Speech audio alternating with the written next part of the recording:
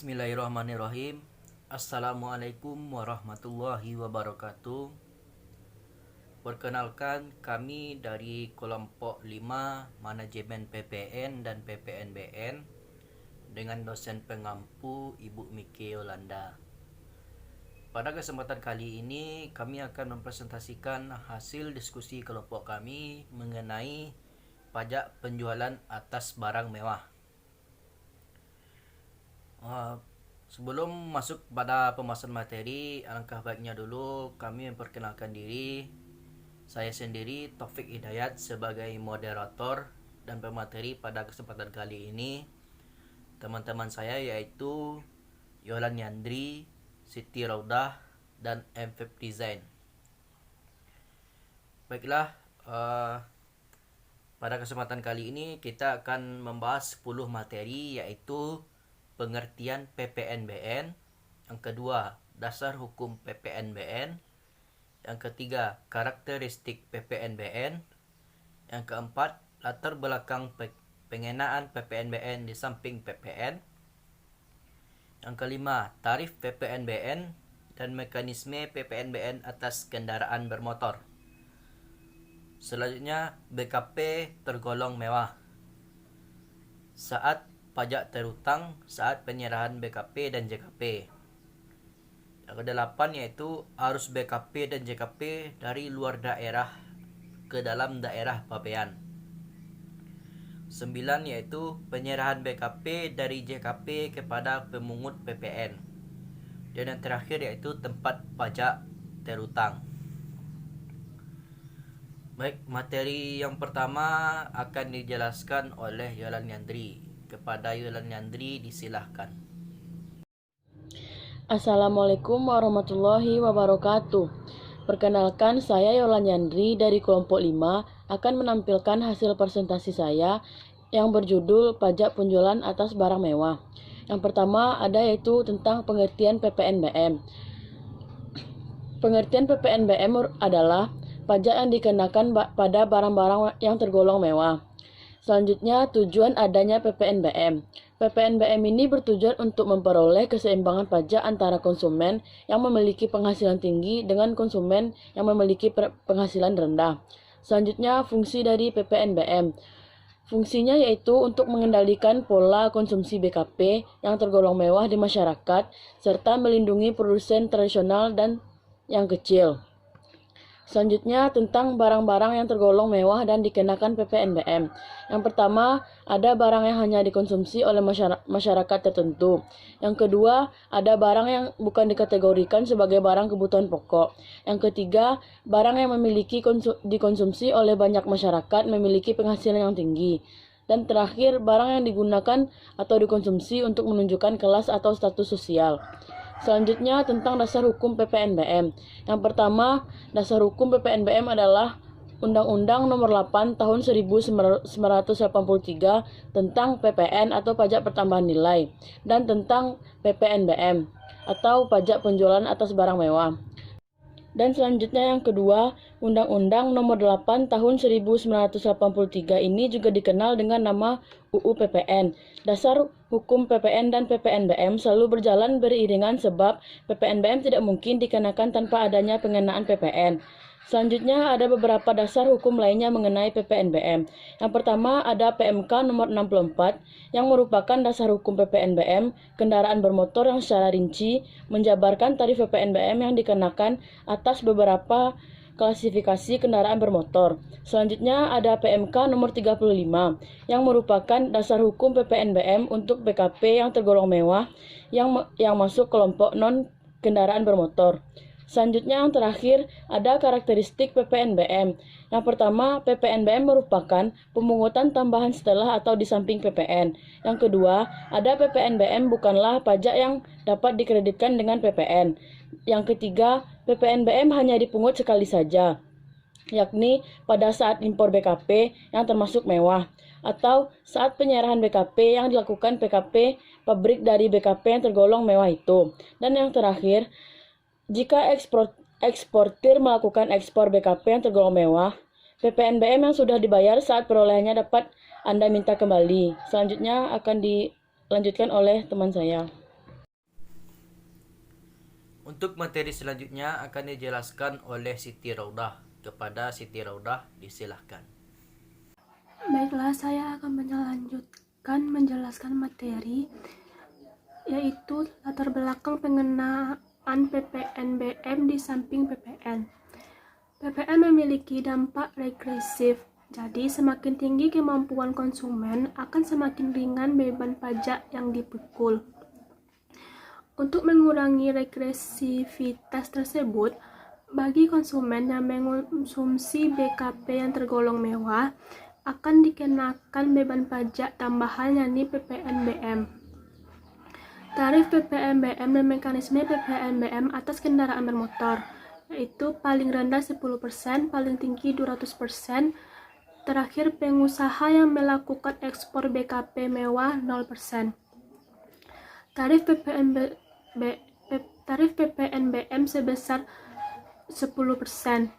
Kendaraan bermotor untuk pengangkutan 10 orang sampai 15 orang termasuk pengemudi dengan motor bakar cetus api, baik yang dilengkapi dengan motor listrik maupun tidak, dengan semua kapasitas isi silinder.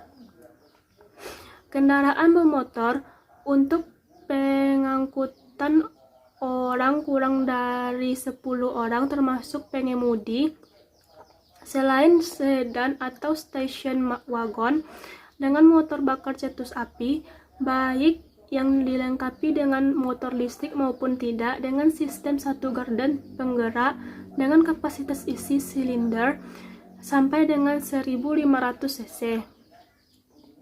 Kendaraan bermotor untuk mengangkutan orang kurang dari 10 orang termasuk pengemudi selain sedan atau station wagon dengan motor bakar nyala kompresi, baik dilengkapi dengan motor listrik maupun tidak, dengan sistem satu gardan penggerak dengan kapasitas silinder sampai dengan 1500 cc.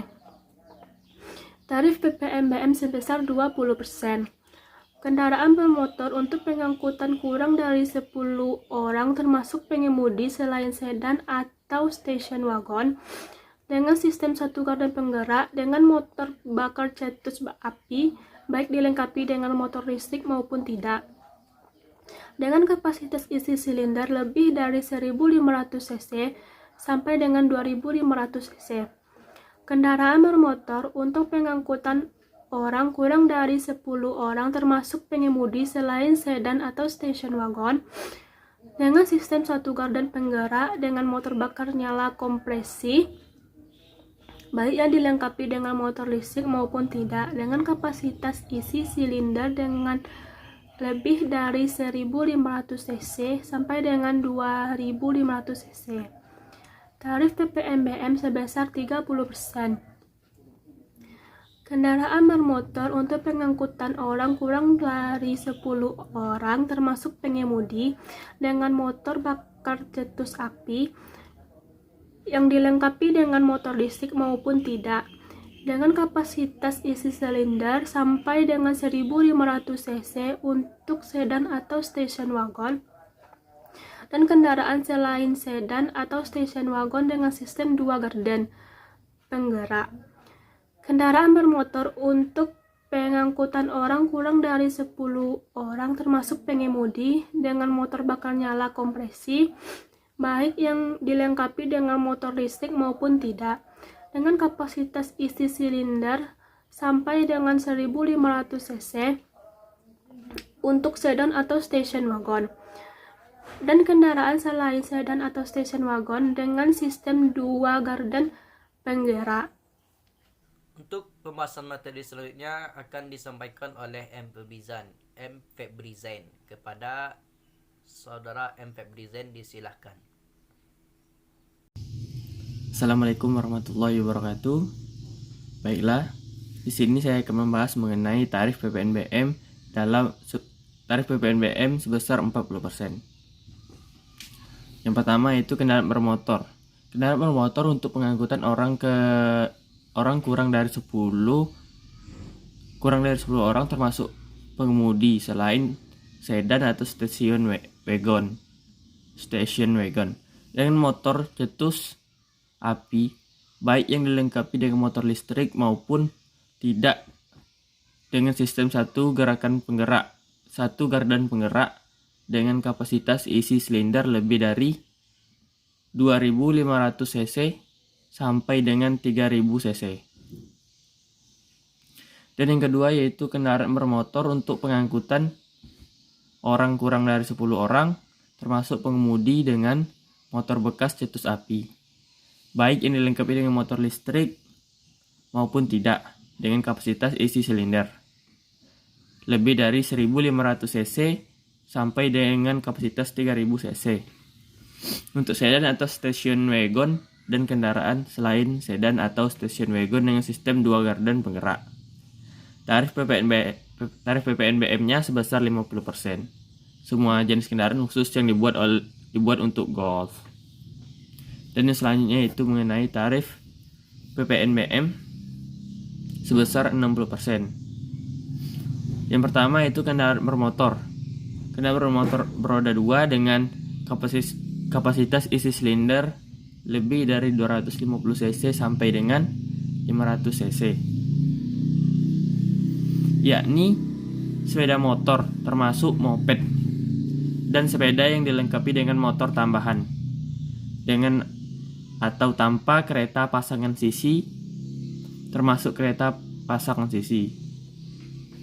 Yang kedua itu kendaraan khusus yang dibuat untuk perjalanan di atas salju, di gunung, di pantai, dan kendaraan semacam itu.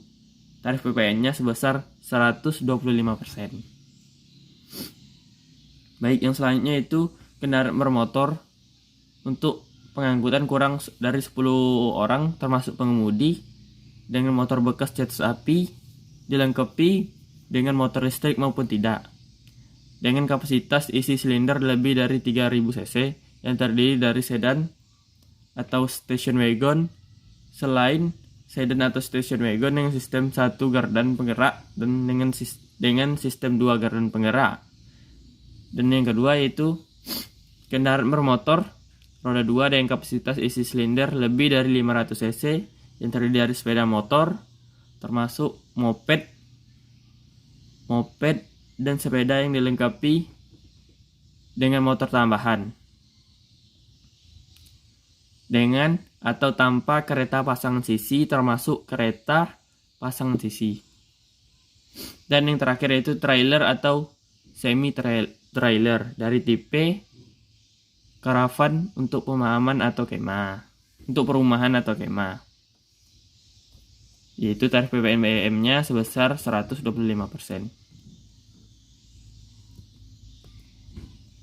Dan yang selanjutnya yaitu BKP tergolong mewah. Kelompok BKP yang dikenai PPNBM selain kendaraan bermotor. Tarif PPNBM yang sebesar 20% yaitu yang pertama rumah, apartemen, kondominium, totan house, dan sejenisnya. Dan yang tarifnya sebesar 40% yaitu kelompok balon udara dan balon udara yang dapat dikemudikan pesawat udara lainnya tanpa tenaga penggerak, kelompok peluru, senjata api, dan senjata api lainnya kecuali untuk keperluan negara. Yang tarifnya sebesar 50% yaitu yang pertama kelompok pesawat udara selain yang disebut dengan sebagaimana dimaksud pada ayat 3 kecuali untuk keperluan negara atau angkutan udara niaga. Yang tarifnya sebesar 75% yaitu kapal pesiar, kapal ekskursi, dan kendaraan air semacam itu terutama dirancang untuk pengangkutan orang, kapal feri, dan semua jenis kecuali untuk kepentingan negara atau angkutan umum. Dan yang selanjutnya itu yacht, kecuali untuk kepentingan negara, angkutan umum, dan usaha pariwisata. Dan yang selanjutnya itu adalah saat pajak terhutang, saat penyerahan BKP dan JKP. Saat dan tempat terhutang PPN dan PPNBM sesuai pasal 17 PP nomor 1 tahun 2012. Terutangnya pajak pertama nilai atau pajak pertama nilai dan pajak penjualan atas barang mewah terjadi pada saat yang pertama, yaitu penyerahan barang kena pajak. Yang kedua, impor barang kena pajak. Yang ketiga, penyerahan jasa kena pajak. Yang keempat, pemanfaatan barang kena pajak tidak berwujud dari luar daerah APBN. Yang kelima, pemanfaatan jasa kena pajak dari luar daerah APBN. Yang keenam, ekspor barang kena pajak tidak berwujud. Ekspor barang kena pajak berwujud. Yang ketujuh, ekspor barang pajak tidak berwujud. Dan ke-8, ekspor jasa kena pajak. Dan yang selanjutnya yaitu penyerahan barang kena pajak. Yang pertama, penyerahan BKP atau penyerahan BKP berwujud. Baik, penyerahan BKP berwujud ini diserahkan secara langsung kepada pembeli atau pihak ketiga untuk dan atas nama pembeli. Dan yang kedua, diserahkan secara langsung kepada penerima barang untuk pemberian cuma-cuma pemakaian sendiri dan penyerahan dari pusat ke cabang atau sebaliknya penyerahan antar cabang. Dan yang ketiga yaitu diserahkan kepada juru kirim atau pengusaha jasa angkutan. Dan yang terakhir, harga atas penyerahan barang kena pajak diakui sebagai piutang atau penghasilan. Dan yang selanjutnya itu penyerahan BKP tak berwujud. Yang penyerahan BKP tak berwujud, yang pertama, harga atas penyerahan barang kena pajak tidak berwujud diakui sebagai piutang atau penghasilan, atau pada saat diterbitkan faktor penjualan oleh pengusaha kena pajak sesuai dengan prinsip akuntansi yang berlaku umum dan ditetapkan secara konsisten. Dan yang kedua yaitu kontrak atau perjanjian ditandatangani atau saat mulai tersedianya fasilitas atau kemudahan untuk dipakai secara nyata. Sebagian atau seluruhnya dalam hal sebagai mana dimaksud pada angka 1 tidak diketahui. Baiklah, hanya itu yang dapat saya sampaikan. Lebih kurang saya mohon maaf. Assalamualaikum warahmatullahi wabarakatuh. Baik, pembahasan materi selanjutnya yaitu mengenai arus BKP dan JKP dari luar daerah ke dalam daerah pabean. Nah, dari luar daerah ke dalam daerah pabean itu adalah impor. Impor BKP yang merupakan pemasukan barang yang digunakan untuk kegiatan pemanfaatan jasa JKP. Tidak dikenakan PPN atau PPN dan PPBN atas impor BKP. Berikut tata cara impor BKP dan JKP ke dalam daerah pabean. Yang pertama, wajib pajak harus memiliki SKJLN sebelum melakukan impor untuk memenuhi ketentuan. Yang kedua, untuk memiliki SKJLN sebagaimana dimaksud pada ayat 1, wajib pajak harus mengajukan permohonan tertulis kepada Direktur Jenderal Pajak atas setiap impor. Yang ketiga yaitu permohonan tertulis sebagaimana dimaksud pada ayat 2 harus memuat informasi NPWP, nama dan alamat transaksi, jenis dan nilai transaksi, nomor dan tanggal kontrak, nomor dari tanggal adendum kontrak dalam hal ada perubahan atas kontrak sebelumnya, tanggal kontrak berakhir, dan jenis barang yang diimpor dalam hal wajib pajak tidak menggunakan mekanisme impor sementara.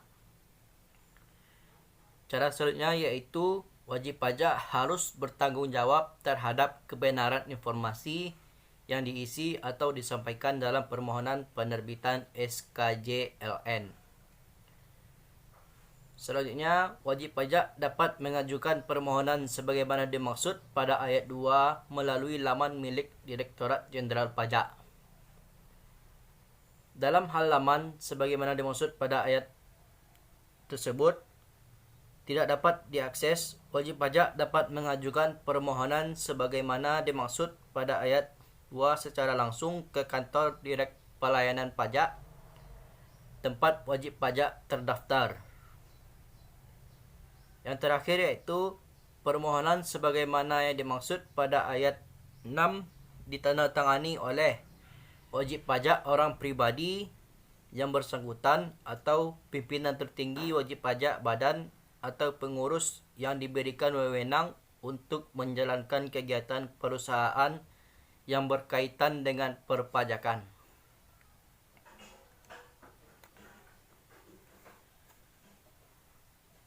Materi selanjutnya yaitu penyerahan BKP dan JKP kepada pemungut PPN. Secara umum, mekanisme pemungutan PPN adalah sebagai berikut.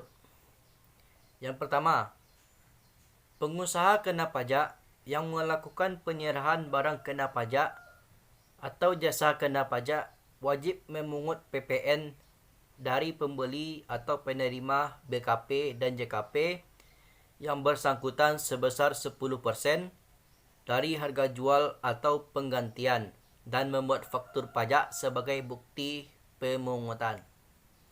Yang kedua, apabila pembeli BKP atau JKP tersebut berstatus pemungut PPN yang terhutang atas transaksi penyerahan BKP atau JKP tidak dipungut oleh PKP penjual, melainkan disetor langsung ke kas negara oleh pemungut PPN tersebut. Dengan demikian, pemungut PPN hanya membayar kepada PKP penjual sebesar harga jual, sedangkan PPN-nya disetor langsung ke kas negara. Yang ketiga yaitu PPN yang tercantum dalam faktur pajak tersebut merupakan pajak keluaran bagi PKP penjual BKP atau JKP yang sifatnya sebagai pajak yang harus dibayar atau hutang pajak. Yang keempat, pada waktu PKP di atas melakukan pembelian atau perolehan BKP atau JKP yang dikenakan PPN tersebut merupakan pajak masukan yang sifatnya sebagai pajak yang dibayar di muka. Sepanjang BKP atau JKP yang dibeli tersebut berhubungan langsung dengan kegiatan usahanya. Yang kelima, untuk setiap masa pajak, apabila jumlah pajak keluaran lebih besar dari pajak masukan, maka selisihnya harus disetor ke kas negara paling lama akhir bulan berikutnya setelah berakhirnya masa pajak dan sebelum surat pemberitahuan masa pajak pertambahan nilai disampaikan. Dan sebaliknya, apabila jumlah pajak masukan lebih besar daripada pajak keluaran, maka selisih tersebut dapat dikompensasi ke masa pajak berikutnya. Restitusi hanya dapat diajukan pada akhir tahun buku. Dan yang terakhir yaitu pengusaha kena pajak di atas wajib menyampaikan surat pemberitahuan masa PPN atau SPT masa PPN setiap bulan ke kantor pelayanan pajak terkait paling lama akhir bulan berikutnya setelah berakhirnya masa pajak.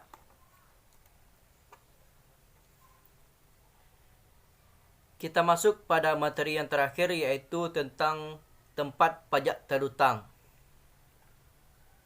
Adapun tempat dari pajak terhutang tersebut adalah yang pertama, tempat tinggal atau tempat kedudukan. Yang kedua, tempat kegiatan usaha dilakukan. Yang ketiga, tempat lain yang ditetapkan oleh Direktur Jenderal Pajak. Yang keempat, tempat BKP dimasukkan dalam hal impor. Yang kelima, tempat orang pribadi atau badan terdaftar sebagai wajib pajak dalam hal pemanfaatan BKP tidak berwujud atau JKP dari luar daerah pabean di dalam daerah pabean. Dan yang terakhir yaitu satu tempat atau lebih yang ditetapkan oleh Direktorat Jenderal Pajak sebagai tempat pemusatan pajak terulang atas permohonan tertulis dari pengusaha kena pajak. Baik, itulah hasil pemaparan materi dari kelompok 5. Saya sebagai moderator mohon maaf apabila ada kesalahan dalam penyampaian materi, saya akhiri. Wassalamualaikum warahmatullahi wabarakatuh.